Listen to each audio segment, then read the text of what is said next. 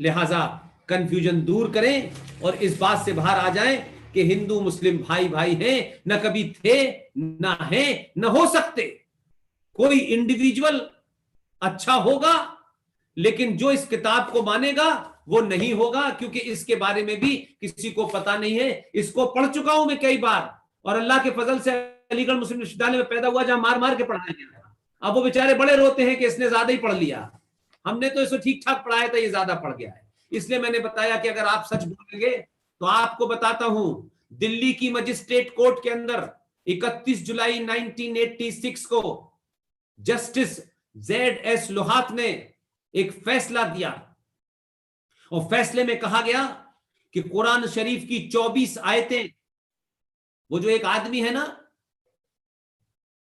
Coat पहनता है, tie पहनता है और टखनों से ऊपर की पैंट पहनता है, और कुरान के बारे में बताता है और पेज नंबर भी बताता है, उसी को चैलेंज किया मैंने, मान गया, बात काट नहीं पाया। मैंने कहा अगर ये गलत है तो अभी तुम बहैसियत मुसलमान ये कहो कि इस किताब के जितने भी एडिशन हैं इसमें टेम्परिंग की गई है, इसमें गड़बड़ की गई है।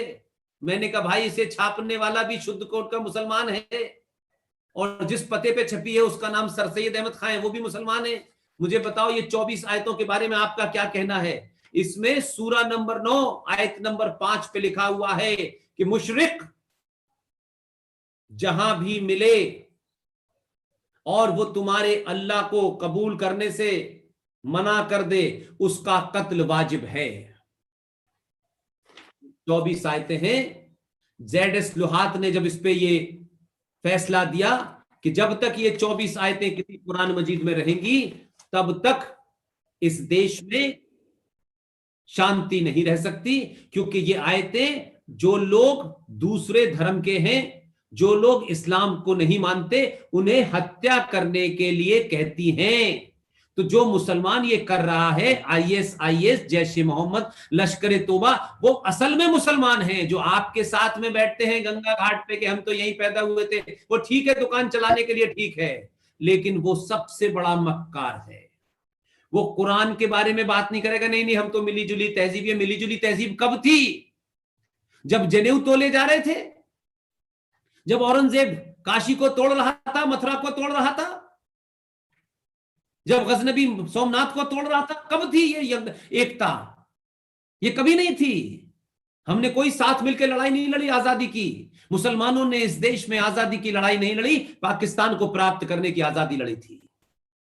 वो चले गए, और आज भी वही मुसलमान इस देश में जगह जगह, गली गली, मोहल्ले मोहल्ले इस्लाम के नाम से इस देश को बर्बाद करने पे तुला हुआ है। फ्रांस में किसी ने क्यों किया? वीजा लो, वहां जाओ, गर्दन काटनी है। अगर हिंदुस्तान की धरती के ऊपर, जो सनातन संस्कृति की धरती है, इस पे किसी ने कत्लो गारत की, और अब किसी ने ये नारा लगाया भारत तेरे टुकड़े होंगे, ये 2020 का भारत है, उसकी समझ में आ गया है, ये टुकड़े नारे लगाने वालों के टुकड़े भारत कर देगा, अब कोई बख्शा नहीं जाएगा। इसलिए आदर्शवाद से बाहर निकलिए, भगवान परशुराम को मानिए, उपनिषदों को पढ़िए, शास्त्रों को पढ़िए।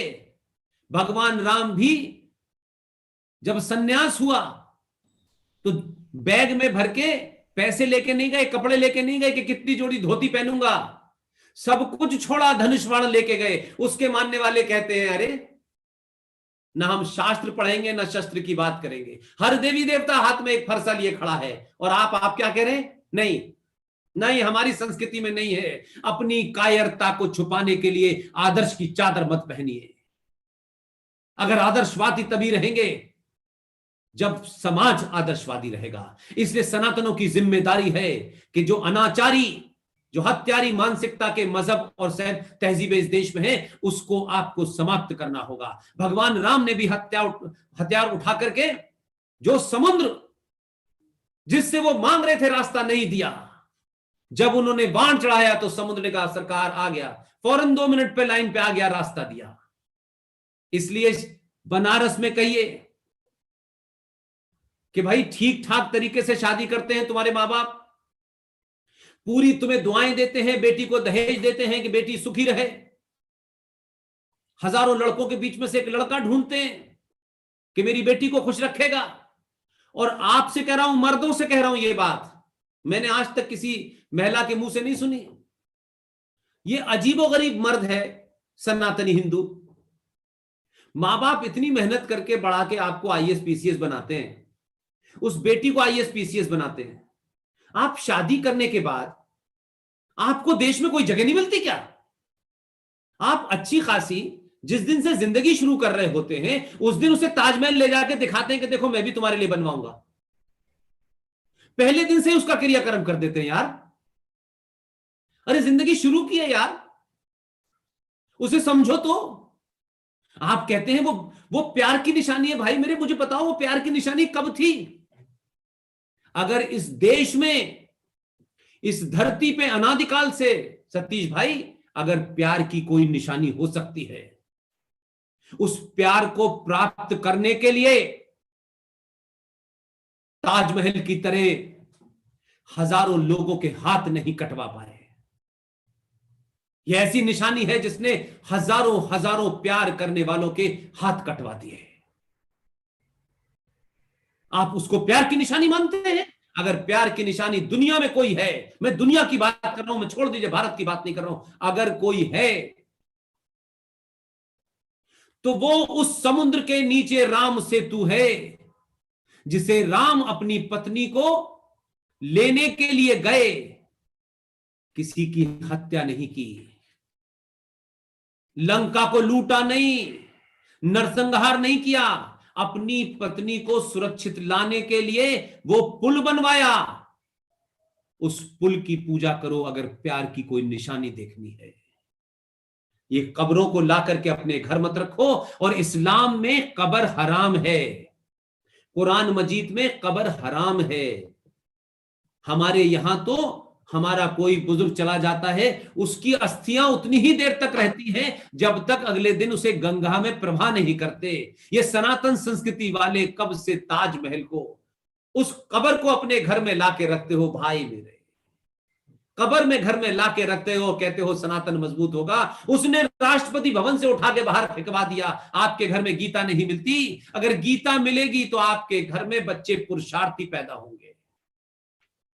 और ताजमहल होगा तो फिर उसमें दो संस्कृतियों का फर्क यह होगा कि आपके यहां सनातन संस्कृति के अंदर एक संस्कार होता है जिसे आप यज्ञोपवीत संस्कार कहते हैं। सतीश भाई, यह कह के मैं अपनी बात समाप्त कर रहा हूं।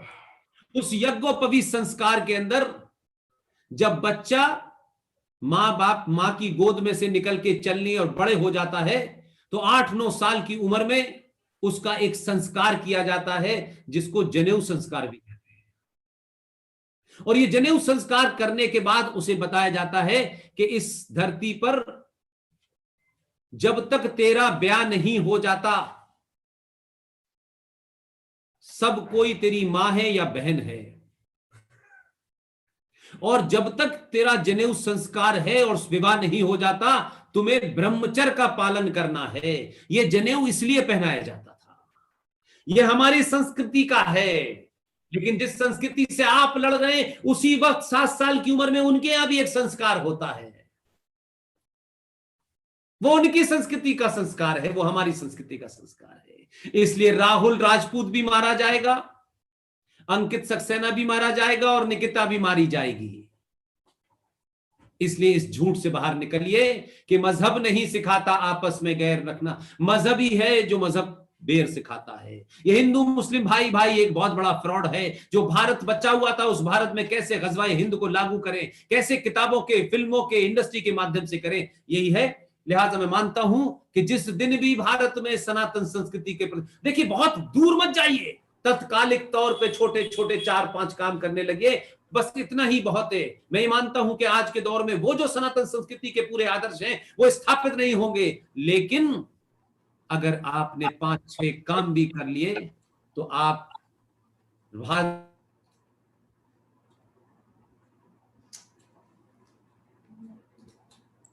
कहने को तो मैं घंटों बोल सकता हूं, लेकिन मैं जानता हूं कि ये आज का संबोधन इसलिए महत्वपूर्ण मेरे लिए कि एक एक आदमी जो बनारस में इस बात को सुन रहा होगा, वो इस पे मनन जरूर करेगा, चिंतन जरूर करेगा।